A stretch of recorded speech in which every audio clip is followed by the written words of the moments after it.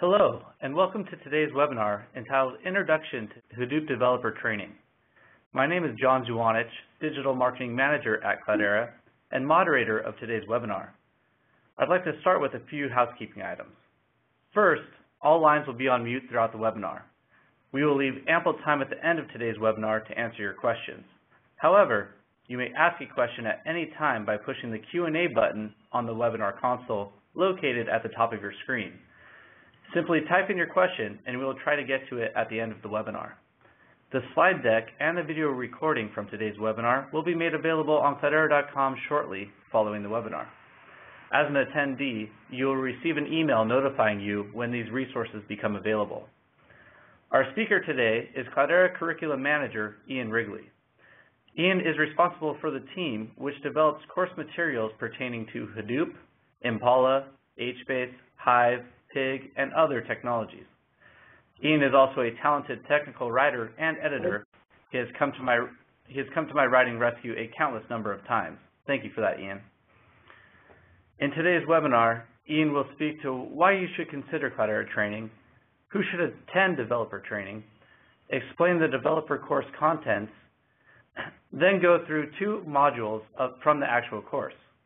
The first module explains the new MapReduce API versus the old MapReduce API, and the second module will help you to determine the optimal number of reducers. I now introduce Ian Wrigley to start the webinar by explaining why Cloudera training. Thank you, John. Hello, everybody. Thank you for attending the webinar. As John said, my name's Ian Wrigley. I'm Cloudera's Curriculum Manager. So let's make a start. The first thing I'd like to do is just to talk a little bit about why you should consider Cloudera for your Hadoop training. Well, we are the industry standard in Hadoop training. We've trained over 15,000 students over the last few years. We've trained folks from more than half of the Fortune 100, and as the slide says, every one of the top 20 global technology firms which use Hadoop have sent people through Cloudera training. So we're very experienced in Hadoop training, and if I can make this move, and there are several benefits to taking training from Cloudera. We have a very broad range of courses, so we cover courses not just for Hadoop developers, but also administrators, HBase, Hive and Pig. We've got courses on those. We've also got courses for data scientists. So we have an Introduction to Data Science course called Introduction to Data Science, Building Recommender Systems.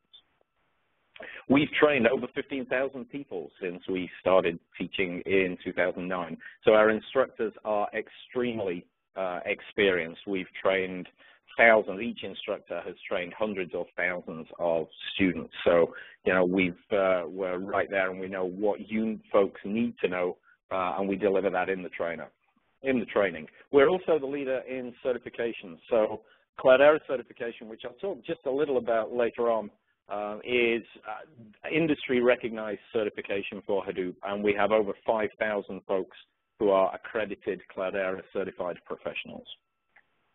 Our curriculum is updated as Hadoop evolves. So if you've been involved with Hadoop at all, you'll know that things change very quickly in the Hadoop world. Excuse me.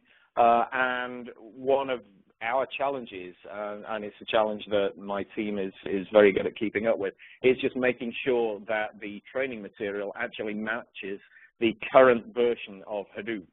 So as Hadoop changes, we make sure that our course materials are completely up to date. We have very wide geographic coverage. So we offer classes in over 20 countries now, plus we offer virtual classroom training. So if you can't actually make it to a training venue, you can attend a live instructor-led training via the web. CDH, which is basically what we use as our training platform, of course, is deployed all around the world, probably, well, certainly more than any other distribution or all of the other distributions combined. So CDH is what you're almost certainly going to see in the real world when you start using Hadoop.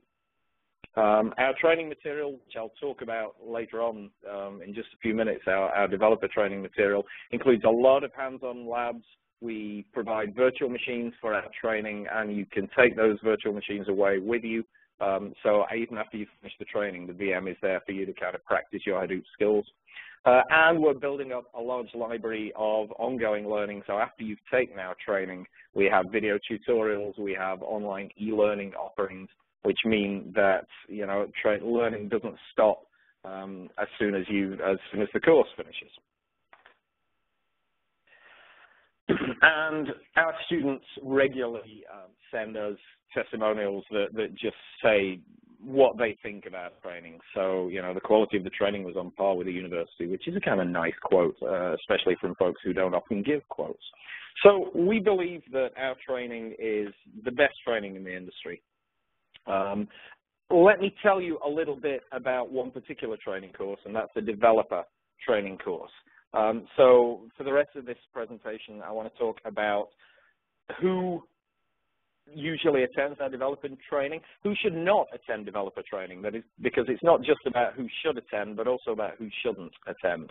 I want to talk a little bit about what's actually in the developer training course, and then we are going to look at a couple of small sections on the APIs and the number of reducers. So, who usually attends our training classes? Well, obviously, software developers, software engineers are kind of the key audience for our developer class. That's folks who are actually going to have to write Java MapReduce jobs as part of their work. Other folks we see in the developer training, we see business analysts. That's folks who need to answer questions based on the data that is stored in Hadoop. We often see IT managers in the training class. That's people who maybe won't be directly writing MapReduce jobs themselves, but are managing teams of people who are writing MapReduce or who are managing their Hadoop installation as a whole and need a good, fairly technical knowledge of what's going on the Hadoop cluster. We also see Hadoop system administrators coming on our developer class. It turns out that Hadoop is somewhat different to a lot of more traditional systems, relational database management systems, for example, in that there's much more of a crossover between developers and administrators. So if you are going to be a good Hadoop system administrator, it really does help if you understand how to write MapReduce, because that's going to help you assist your developers and help you make sure that you get the best out of the cluster. So we often see sysadmins actually coming on the training as well. So what do you need in terms of prerequisites for the training? Well, the first thing I would say is that this is a developer training course. You are going to be writing code on this course. Now, it turns out that when you're writing Hadoop jobs, you don't have to write those Hadoop jobs in Java. There's a feature called Hadoop streaming, which means that you can write your mapper and reducer code in pretty much any language you want. You can write it in Perl or Ruby or Python, or heck, you can write it in Algol if you really wanted. However, Hadoop itself is written in Java, and there are parts of Hadoop jobs that you will need to write in Java. So basic Hadoop jobs you can write in any language, but when you start writing custom partitioners, custom input formats, that kind of thing, you are going to be writing in Java. So you definitely need programming experience. We do strongly recommend that you have some knowledge of Java. You don't have to be an absolute Java guru, but some experience of coding in Java is definitely a good thing. We kind of assume that you have some understanding of some basic kind of computer science principles. You know, any developer will be fine in terms of that. What you don't need is prior knowledge of Hadoop. So as we'll see when I talk a little bit about our course content, we kind of start from scratch. We assume no knowledge of Hadoop to start with. We talk about how Hadoop works and how the components of Hadoop work before we start actually talking about development. So you need to be a developer to get the best out of the course. You don't need to be a Hadoop developer. You don't really need to know anything about Hadoop before you start. Just as important as who should attend is who should not attend, because our whole aim here is that you leave the course having had a good experience of the course, naturally. And you're only going to get that good experience if you learn the stuff that you want to learn. So it's important to make sure that you are in the right target audience. So if you've no programming experience, you may not have a great time on the course. You may struggle with the course. However, what you might want to consider instead is, for example, our Hive and Pig training course. So Hive is a high-level abstraction on top of Hadoop, which uses a language called HiveQL, which looks very much like SQL. So if you're a data analyst, for example, and you're used to typing in SQL queries, then if you attend our Hive and Pig class, you'll be able to manipulate and manage the data in your Hadoop cluster using a language with which you're familiar. So if you're not a kind of procedural programmer, then maybe the Hive and Pig training course might be a better solution. And if you're never going to write code, you're not interested in code at all, but you are going to be configuring and managing the cluster, then a much more natural fit for you will be our administrator training course. If you're going to be working just with HBase and you're never going to write MapReduce, you're just using HBase, then again, this is probably not the ideal course for you. We have an HBase training course, and that will be a better solution. But if you are going to be writing MapReduce, then our developer training course is the obvious and sensible training course for you. So what do we cover in the developer training course? Well, we start by assuming that you kind of know pre-existing knowledge of Hadoop. If you know a little bit about Hadoop, that's great, but you don't need to know anything about Hadoop in order to take the course. So we start off by talking about why Hadoop is important at all. So what problems are there that we can't solve with existing systems, either with existing standalone systems or with kind of traditional distributed systems? So we look at what kind of problems exist out there, the fact that it's very much a data-driven world these days, and traditional distributed systems are not great in dealing with massive amounts of data. So we talk about that, and then we explain the basic Hadoop concept. So we talk about HDFS, the Hadoop Distributed File System. We talk about how that works, how it stores data, how it manages to store data in a very reliable way. And we look in some depth at what actually goes on kind of under the hood and deep down when you're looking at storing files in HDFS. Then we talk about MapReduce. MapReduce is the method of actually manipulating the data which is stored in HDFS, so processing the data. We talk about MapReduce. We give you some analogies about how MapReduce relates to real-world problems. And again, we talk in some detail about how MapReduce works and how it all fits together on the cluster. Because again, as I say, there's a crossover between developers and administrators such that even if you're just going to be writing code, it really, really helps to understand what's actually happening on the cluster, where all the moving parts are on the cluster, so that you can actually write efficient MapReduce jobs. Once we've done that, we introduce the basics of the Hadoop API, that's the application programming interface, and we start actually writing code. So we look at a couple of fairly basic MapReduce jobs to start with. We look at the code, and we start writing code pretty soon in the course. It's very important, I feel, to have plenty of hands-on exercises, get plenty of hands-on time, because that's really how most people learn, is by actually writing code. So we start with the basic Hadoop API, and then we move on to talk about some more complex Hadoop concepts. So things like writing custom partitioners, which work out which parts of the data go to which reducers. We talk about custom writables and writable comparables, custom input formats, custom output formats, custom combiners, and so on. So it's all very well just knowing how to write the Hadoop code to count words, which is, you know, the Hadoop, the MapReduce job that everyone writes to start with is just a word count MapReduce job. And we do talk about that because it's a nice introduction to Hadoop. But in the real world, you're going to be dealing with more complex data and you're going to have more complex problems to solve. So we talk about the API for those more complex problems. And again, there's plenty of hands-on exercises as we go.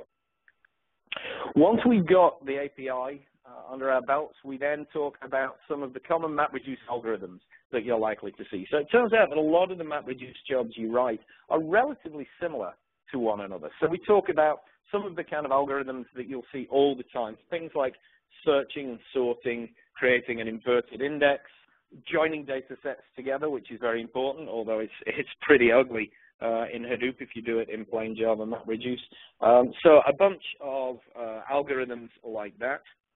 And then we talk about the Hadoop ecosystem. So the Hadoop ecosystem is projects like Hive and Pig, which are abstractions on top of MapReduce, which means that you don't actually have to write Java MapReduce. Instead, you can write for Hive in a language that looks very much like SQL, in Pig in a language that's a sort of procedural scripting language.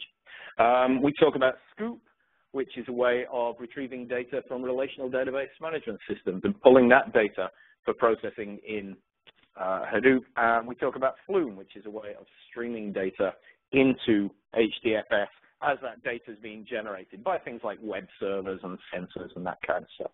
We talk about Mahout.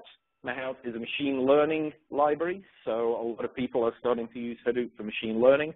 We talk about how Mahout makes life much easier to do that. And we look at Oozie. Oozie is a workflow management system which allows you to combine multiple jobs together, which again in the real world is a very important thing to be able to do. And throughout the course, we have several hands-on exercises which really help to, oops, I'm sorry, I've gone too far. So throughout the course, we have a bunch of hands-on exercises. So here's a list of the basic course content. As you'll see, we go from kind of the motivation to the basic API stuff to more advanced API, data input and output, dealing with compressed files, things like that. Then we talk about our MapReduce algorithms for things like searching and sorting, indexing, and so on. And then we look, as I say, at the ecosystem, so Scoop and Flume, Hive and Pig, Mahout, Oozie, and so on. As we go, there are plenty of hands-on exercises. I think it's, as I said, very, very important that we have plenty of hands-on exercises so that people can actually get used to writing code, because that's really how you learn, is actually by writing MapReduce jobs. So we provide a virtual machine on which Hadoop is installed, and we install the development environments on there as well. So we have the Eclipse IDE and a bunch of other stuff there that makes writing and testing your code as easy as possible. So during the 4-day class, we have hands-on exercises for things like analyzing log files. That's a very, very typical thing to do in the Hadoop world. So you write code that will analyze a log file to do things like count the number of hits from different IP addresses, that kind of stuff. We talk about unit testing your Hadoop code. That's very, very important. It turns out that testing MapReduce code is really quite hard, because unlike a regular standalone system where you can just attach a debugger and single step through your code, it's rather more difficult when you've got 1,000 instances of your code all running simultaneously on 100 different machines and something goes wrong. So we talk about how to debug your code and how to unit test your code, and you write unit tests. We talk about combiners and partitioners, and you write custom partitioners to send different data to different reducers. We look at file compression, and when file compression is a good thing, when file compression is a bad thing, and how to use sequence files. Sequence files are Hadoop binary file formats. We talk about some MapReduce algorithms, and you write code to implement some of those MapReduce algorithms. For example, to create an inverted index. You also write code to implement word co-occurrence, which is another kind of fairly standard algorithm. You create custom writable comparables. So without getting too technical, a writable comparable is a way of passing more complex types of data between your mappers and your reducers. So you create custom writable comparables. We talk about retrieving data to be processed from a relational database system into Hadoop, and the other way around, taking data which has been processed by MapReduce and putting that back into a database server. You do that using Scoop, and we actually do a hands-on exercise with that. We write some Hive queries when we talk about Hive so that you can see the difference between writing Java MapReduce and using a high-level abstraction such as Hive. So basically, every chapter, other than our introductory chapters, has at least one and often two hands-on exercises.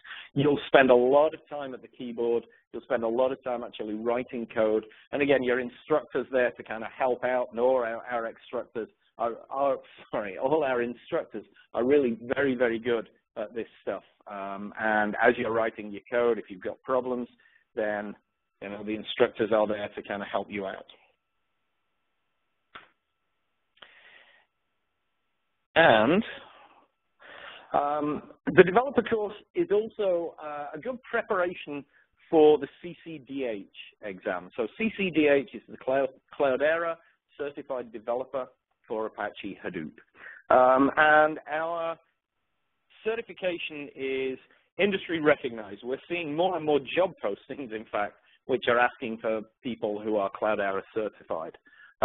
So although our course is not directly tied to the certification, in that it's not necessarily the case that just taking the course is enough for you to be able to pass the certification, it's certainly a really good preparation for that certification. And in fact, we do include a certification voucher currently as part of the course fee. So if you attend the developer training course, you will get a voucher which allows you to take that certification exam for free. So again, although certification isn't directly tied into the training, it's certainly, our developer training class is a very good preparation for that. So that's a little bit about the things that we cover. What I'd like to do, just to give you a slight flavor for the course, is to present just a couple of very small parts of the course. So one part which talks about the new API compared to the old API, and then we'll talk about a portion of the course which discusses how to work out the best number of reducers for you. Now, what I'll say here is it was actually very difficult to find sensible parts of the course to present during this webinar. And the reason for that is the course sort of material builds up over the 4 days. So in picking parts of the course, I've had to try and find parts of the course that don't rely strongly on things that you would already have learned had you been attending the course. And of necessity, I needed to find parts of the course that don't actually have any programming code in there, any Java in there, because again, presumably the people listening to this webinar, attending this webinar, don't actually have that Java, the Hadoop Java experience already.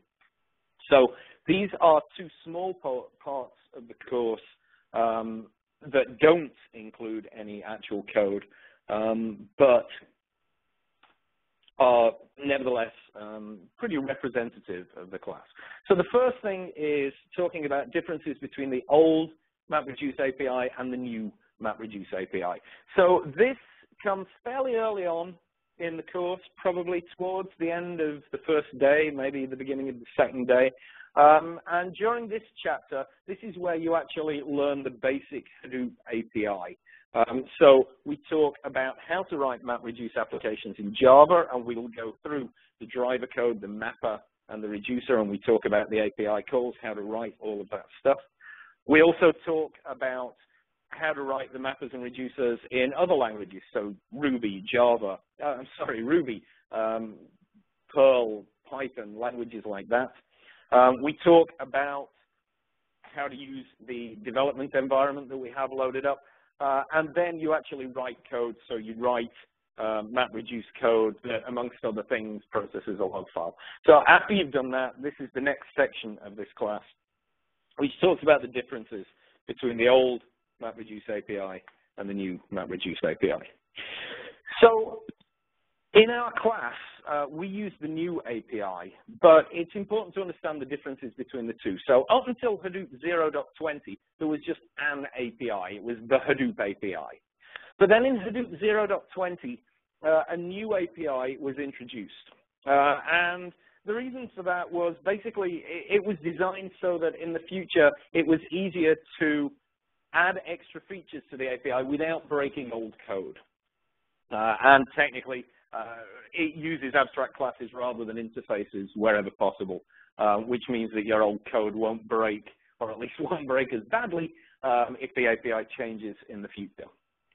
So when the new API was introduced, the existing API was kind of renamed by everyone as the old API, and it was deprecated.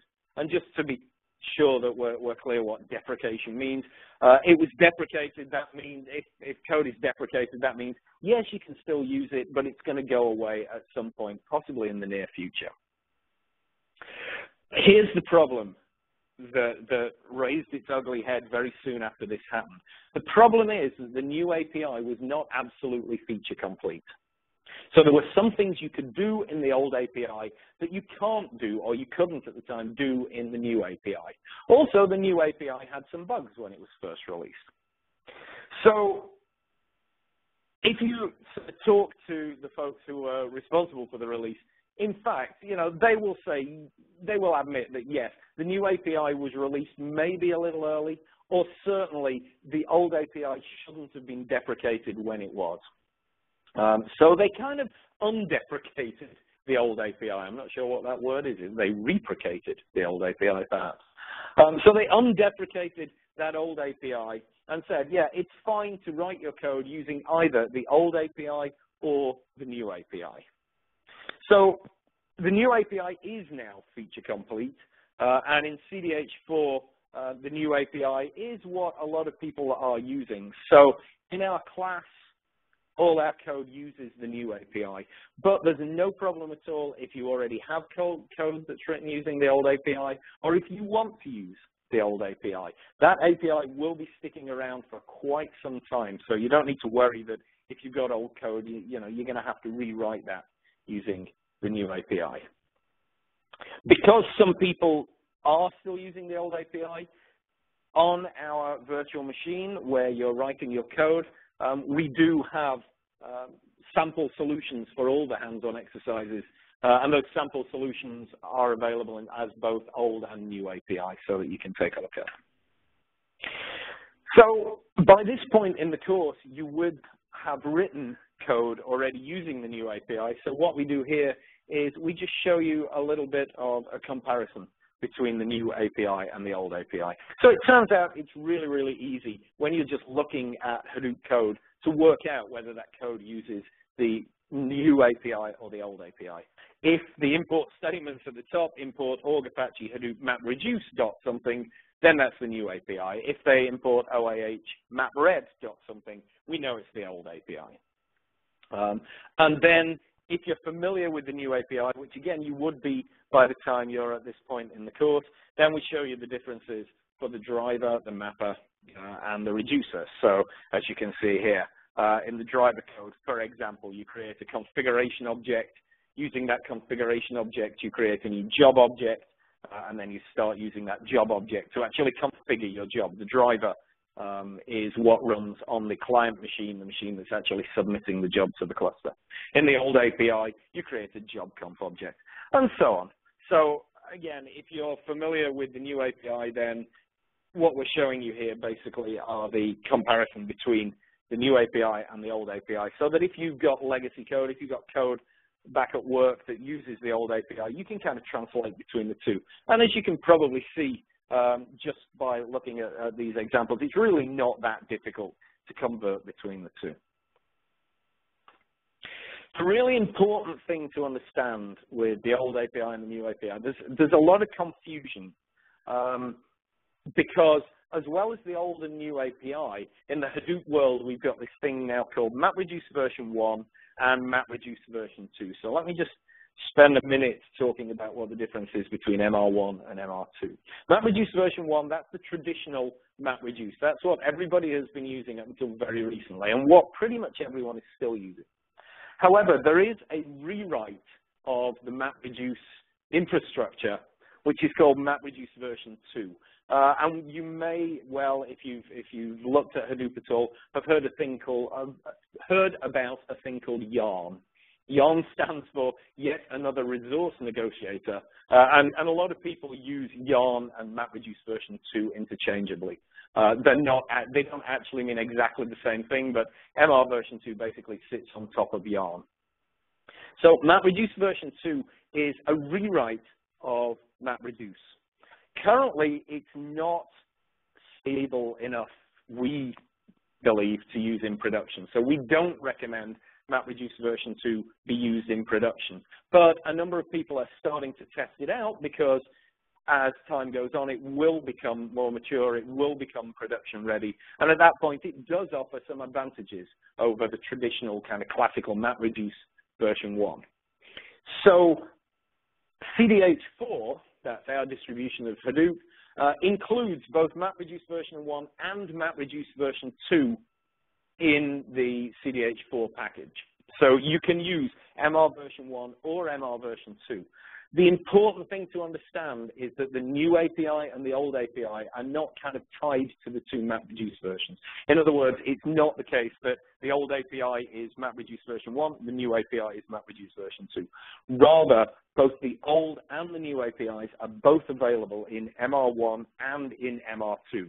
So it's really important that folks understand that you can write code using the old API even if you're targeting MapReduce version 2. You can write code using the new API, even if you're targeting MapReduce version 1. And what that means is that you don't need to worry that 6 months down the line you're going to have to rewrite everything because, hey, we're changing to MapReduce version 2 now, and our code's been written using the old API. You can use either API with either version of MapReduce. MR2 is not yet production ready. We do strongly recommend that you don't use that in production, but when it does become production ready, your code will still work whichever API you've written. You will need to recompile, but you won't need to actually rewrite any code. So that is our section on the old versus the new API. As I say, the comparisons make a lot more sense once you actually understand the new API, but by that point in the course you will do. The other small section of the course that I want to kind of talk to is a section of the course where we talk about determining the number of reducers. So this is in a chapter which we call Practical Development Tips and Techniques. These where we talk about how to debug your MapReduce code. We talk about testing it locally. We talk about how to log data and then retrieve those log files afterwards. So obviously, as you're writing your code, you're going to want to write log messages. Where do you write those? How do you retrieve those, and so on. We talk about some other stuff, reusing objects, map-only MapReduce jobs, counters, and there's a nice meaty hands-on exercise in there. The part of this chapter that I want to talk about is a part which is about determining how many reducers your job should have. So it's incredibly important when you're writing your MapReduce job to determine the right number of reducers that your job should have. So essentially, your input data gets passed to mappers, and the number of mappers that run is dependent on how much input data you have. The more input data you have, the more mappers will run. And you don't directly specify that. You just give your job a bunch of input data, and Hadoop works out how many mappers it's going to need. But then the output from the mappers are passed to the reducers. So the more, and what mappers write out is what we call intermediate data. And the more intermediate data there is, the more data is passed to the reducers. And you as a developer specify how many reducers you should have. And Hadoop's default is just to have a single reducer. And if the mappers are not writing out very much data, then that's absolutely fine. But if your mappers are writing out large amounts of data, and they probably will be because, heck, that's why we're using Hadoop in the first place, then you're going to want more than the default number of reducers. The default number of reducers is 1, but if your mappers have written out, 100 gigabytes of intermediate data, then sending 100 gigabytes of intermediate data to a single reducer is going to end up with, it's going to result in a long, long processing time as that reducer tries to chew its way through 100 gigs of data. So If you do have a single reducer, then that single reducer receives all of the intermediate keys and their associated values in sorted order, which is great if you need your final output to be in completely sorted order. So sometimes it turns out you need a single reducer just to get that data in sorted order. But there are downsides. That reducer will then take potentially a long time to process, and you may in fact run into problems if you don't have enough disk space on the machine on which that reducer is running. So some jobs need a single reducer, typically those where we want all of the final output to be in completely sorted order. There is an alternative to that, and we talk about this more in the course, in other parts of the course, but there's a thing called the total order partitioner. The total order partitioner basically allows you to use multiple reducers, but it passes the data to those reducers in such a way that ultimately the data can be retrieved in completely sorted order. And I'm not going to concentrate too much on talking about that, simply because you need to have already sat through some of the other aspects of the class for that to make too much sense.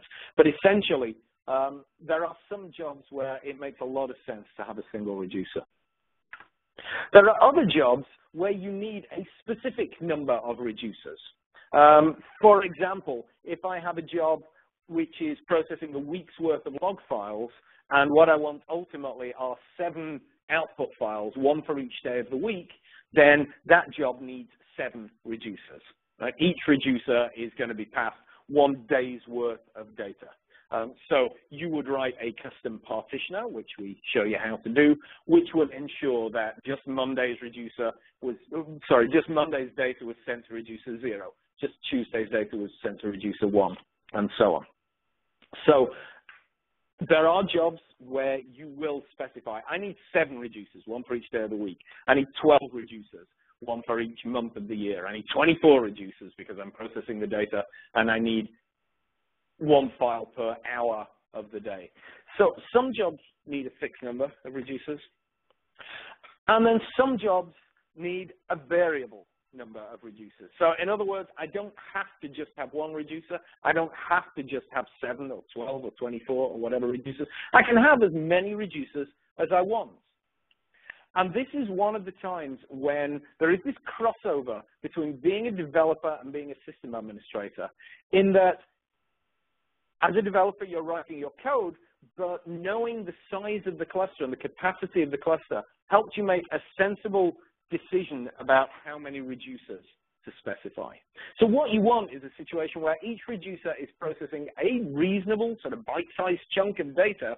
It should get a reasonable amount of data. You don't want it to have too much data, because the more data it has, the longer it's going to take to actually process that data. And the problem is, this is something of a chicken and egg situation. Until you've run the job, you don't know how much intermediate data there's going to be, and therefore you don't know how many reducers you should specify to make sure that each reducer is processing a reasonable amount of data. So that's why, and we see this a lot, that's why typically writing a MapReduce job is very much an iterative process.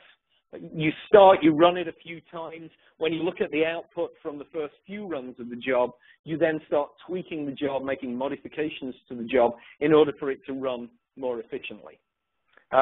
So a typical way to handle this problem is basically, test your job with a smaller test data set. Test your job with 1/100th of the total amount of data. See how much intermediate data is produced. Work out how much data you want to go to each reducer, and then you can kind of scale that up so that you've got the right number of reducers when you run your final job on the production cluster. The other thing you need, though, and again, this is where this crossover between admin and developer comes in, it's all about DevOps, is the total number of reduce slots that are going to be available on the cluster. So when your administrator configures your entire Hadoop cluster, he or she is going to specify how many reducers can run simultaneously on the cluster. So let's say I've got a cluster which has 50 reduce slots. It's a fairly small cluster, and I've got 50 reduce slots. If I specify in my job that I want 51 reducers to run, then that's not going to give me the best performance, because I require, in this case, one more reduce slots than there are available. And again, I'm assuming here that mine is the only job running on the cluster. Obviously, if multiple jobs are running on the cluster, then this problem gets even worse. But let's say it's just my job running on the cluster. The cluster has 50 reduce slots available, and I ask for 51 reducers. But what's going to happen is the first 50 reducers will start up. They'll all process their data, and because one would hope each reducer is getting about an equal amount of data, all those reducers are going to take about the same amount of time to run. When those reducers finish, then the final 51st reducer will start up. It will process its chunk of data, then it will finish, and then the job has finished. But here's the thing. Let's say each reducer takes 2 minutes. Right? So I've got 50 reducers running in parallel. They will take 2 minutes. Then that final reducer will start up. It will take 2 minutes. My reduce phase has taken 4 minutes. Whereas, if I just ask for 50 reducers, then sure, each reducer would have to process slightly more data. So maybe each reducer runs for 2 minutes and 5 seconds. But because I've just asked for 50 reducers, they all fit within the cluster's capacity all at once. So the entire reduce phase just takes 2 minutes and 5 seconds instead of taking 4 minutes. And if I do want more reducers than I have slots available, then let's really turn the number up. If I've got 50 slots available, I know I need more than 50 reducers. Maybe 60 is a decent number. Well, instead of specifying 60, let's specify 100. Because if I specify 100, then again, each reducer will deal with less data. And therefore, although I'll have 2 what we call waves of reducers which run, since each reducer is going to be dealing with a lot less data, ultimately, my job is going to run significantly faster, or at least the reduce phase is going to run significantly faster. So this is a really good example, as I say, of when it's important to have some knowledge of the cluster on which your job is going to be running. It's not a good idea just to write your MapReduce code in isolation, knowing nothing about the ultimate target system that it's going to be running on, because if you do that, if you don't think about the volume of data you're processing and the capacity of the cluster, you can end up writing really, really inefficient MapReduce jobs. So those are just 2 very, very short portions of the course that I wanted to kind of present to you so that you could start to get some sort of feeling for what the course content looks like. So before we take some questions, just a little bit of conclusion. So our developer training course, and here we've been talking specifically about the developer course. Our developer course is definitely technical. You will be writing code. You'll be getting your hands dirty with lots of code, some real pretty deep dives into the Hadoop API. It's very, very hands-on. Again, lots and lots of exercises. It's interactive. Your instructor is an expert in the subject. If you've got questions, the instructor will be able to answer those questions for you. So you should come to the developer training course kind of armed with all the questions you want answered, and your instructor will do his or her very, very best to make sure that you go away having had all of those questions answered. And we're very comprehensive. Even if you knew nothing about Hadoop going into the developer training course, by the time you leave the developer training course, you're going to be in a position where you can go back to your organization and actually write meaningful MapReduce jobs to process that data. So at the end of the 4 days, you really will have the skills that you need to actually make a significant contribution. And as I also mentioned, the course is a great prep for the Cloudera Certified Developer for Apache Hadoop certification. And again, as part of attending the course, you do get an exam voucher, which means that you can take the certification exam at no extra cost. So with that, I'll hand over back to John, who's been monitoring to see if we've got any questions coming in. Thanks, Ian. We do have quite a bit of questions, and again, for attendees, if you do have a question, please ask it using the Q&A box located in the console at the top of your screen. So the first question is for Ian here. Why was Hadoop built? That's a good and pretty fundamental question. Hadoop was developed because in the traditional world, the traditional way of dealing with problems was that you would have typically one sort of monolithic machine, some big computer, and the data will be stored on often on some kind of storage area network, an EMC box, an NetApp file, or whatever, some kind of SAN. And the data will be transferred to the big standalone machine, which will process that data. And that's fine if you've not got very much data. The problem is that we're generating data at a massive rate, and more it's the case that the problems we want to solve are problems that involve processing huge amounts of data. And the data transfer very quickly becomes the bottleneck. And even in traditional distributed systems have the data stored on some kind of SAN, and again, the data was transferred to the processor. And just getting data off the disk becomes the bottleneck. Physically reading the data from the disk and then transferring it across the network becomes the real choke point. So Hadoop,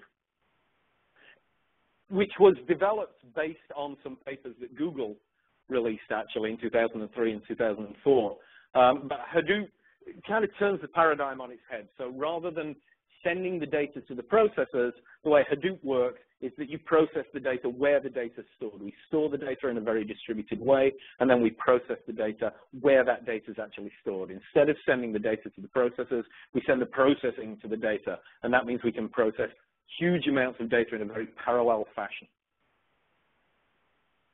So that's kind of in a nutshell. Thanks, Ian. So the next question I have for you is, how is Hadoop helpful to the career building of a Java J2EE developer? And is it possible for you to also give maybe an example Hadoop Java developer job description?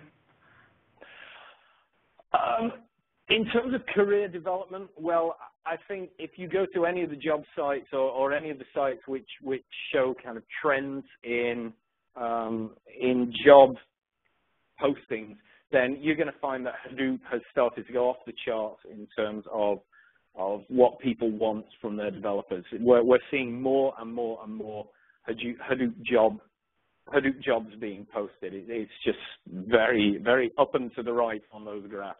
Everyone is starting to use Hadoop. There are estimates that you know, more than 50% of the world's big data is going to be stored in Hadoop. If you look at the sort of the research firms, they're all saying that Hadoop is going to be absolutely huge. I mean, in my mind, Hadoop is poised to be what RDBMSs were kind of in the early 1980s. Hadoop is now starting to get to the point where it's going to see the same kind of growth. So if, as a developer, it's just an incredibly useful skill to have.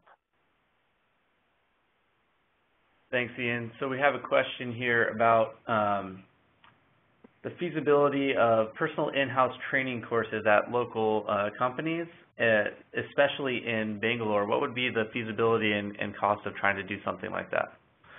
We can absolutely offer private training. So the course that we've been talking about today is our public developer training course. But we do also offer private on-site training, either our standard courses. So, you know, we would come and deliver the 4-day developer course, or we can customize courses. And in fact, I spend a lot of my time customizing courses, taking modules from different training, our admin training, H-based training, developer training, and so on, and creating custom courses which are specific to a company. So if folks have questions on that, then email sales@cloudera.com or email me and I will pass that request along, and we can have someone talk to you about custom or on-site courses. And again, we deliver courses all over the world, and certainly India is no problem at all for us. Thanks, Ian. So while taking the developer course and when you get to the portion that covers the Hadoop ecosystem, is this part of the course an overview, or is there a hands-on lab with coding involved? There are absolutely hands-on labs. So we talk about Scoop, and we do a hands-on lab to actually import data from an RDBMS into HDFS. We talk about Hive and Pig, and there are hands-on exercises for both of those things. Oozy, which is the workflow management system, again, we actually have hands-on exercise to run and inspect Oozy workflows. So yes, when we're talking about the ecosystem, although it is an overview in the, we talk about Hive and Pig, we actually have a separate 2-day Hive and Pig class, but we talk about Hive and Pig, but absolutely we talk about them in enough depth that you can then do a hands-on exercise, and we do hands-on exercises for all of those things. Thanks, Ian. So is the developer training the best way to get started with Hadoop, or what about the training for Hive and Pig? Which is the best to get started with? That's a really good question, and honestly, it depends on your skill set. If you are already a Java developer, if you are a developer, and certainly if you're a Java developer, then the developer training really does give you a good in-depth introduction, and more than an introduction, it gives you a good in-depth training into writing MapReduce jobs. However, if you are currently using SQL, for example, to query data sets, if you're a DBA or a database developer, then in that case, the Hive and Pig class would be a better solution. If you're not a developer, Hadoop is pretty complex. And writing MapReduce code is fairly complex. One of the hardest things, in fact, is just learning to think in terms of map and reduce rather than just in standard procedural code. So if you're not a developer already, it's not a good idea to try and learn Java and learn Hadoop at the same time, because there's just too much there. So if you're not already a developer, then the Hive and Pig class is probably a better option for you. If you are already a developer, then especially if you're dealing with binary data that isn't nice, relatively simple text-based data, then the developer training course will be the better option. Thanks, Ian. So now I have another question here, more related to Hadoop in general. Would Hadoop replace a relational database, or is it used in conjunction with an existing database? Yeah, that's a really good question. And when I'm teaching this course, I spend a chunk of time saying no one says that Hadoop is going to replace your existing infrastructure. You've got filers, RDBMSs, you've got a bunch of infrastructure already there. Hadoop is not going to replace all of that. It's an adjunct to that. It enhances what you can do. It integrates with those things, but it certainly doesn't replace them. So, for example, MapReduce is inherently a batch processing system. So there's no way you could kind of replace the RDBMS, which is running as the back end to your website, and replace that with Hadoop. That's just not the way it works. Hadoop will pre-process that data, but it certainly won't replace your typical RDBMS. It's all about using the right tool for the right job. There are places for both of these things in the enterprise infrastructure. Thank you, Ian.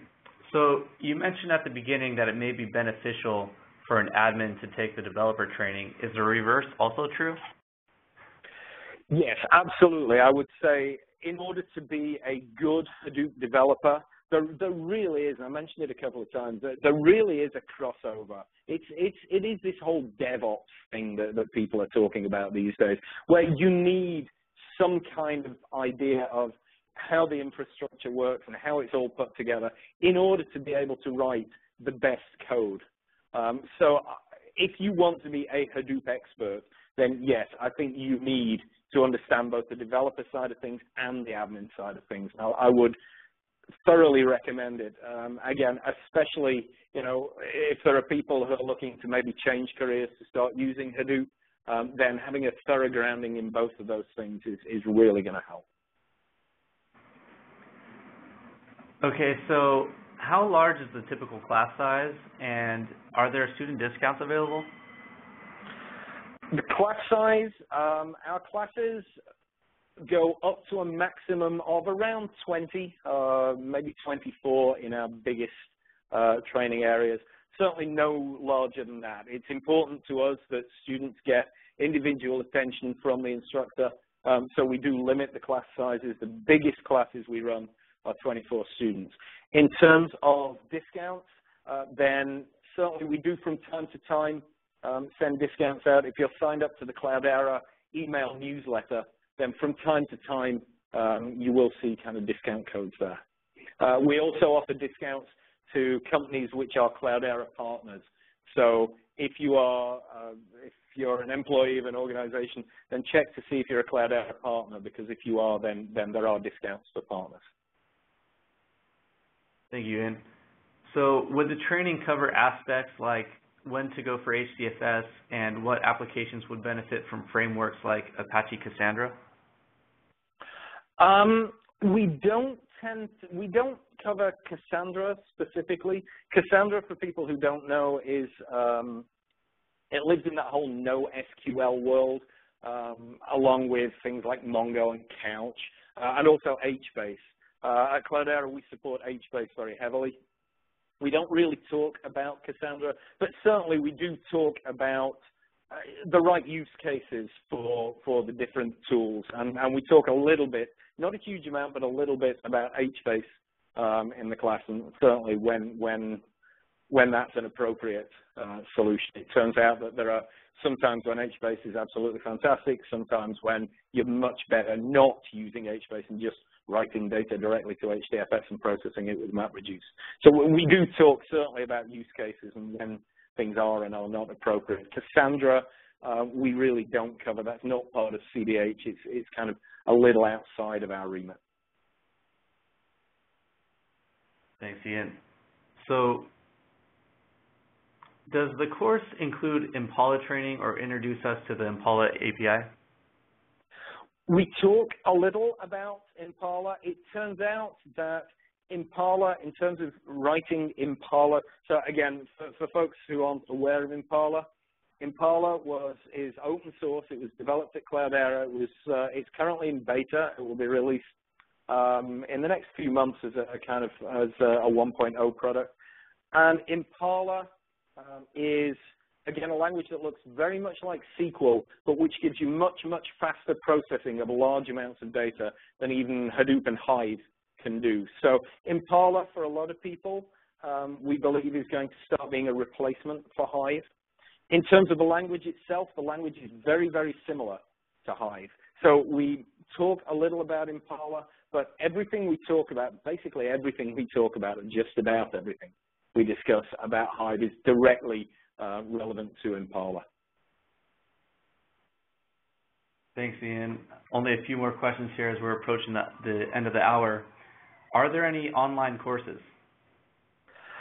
We are building up a set of online training. Those will tend to be smaller modules which focus in on one small piece of the Hadoop world. So we do have an introduction to Impala, and you can find that linked from university.cloudera.com.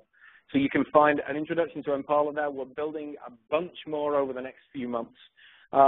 If you want to take our developer class, then we do offer the developer class as a live virtual class, is kind of what we call it, which is delivered online, so you can sit at the other end of your internet connection and get training from a live instructor. But we're also developing a set of kind of, if you like, asynchronous training modules, that is modules that you can take at your own pace. Thanks, Ian. And for a final question, how much of the class is applicable to Hadoop in general versus CDH specific? That's a really good question.